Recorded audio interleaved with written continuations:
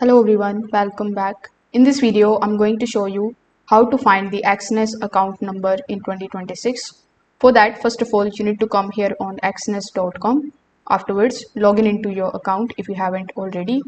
Now, when you log in into your account, the very first thing that you need to do is to simply come here on the dashboard. So your Exness dashboard is going to look something like this. Over here in the left hand section, you will see this option that says My Accounts.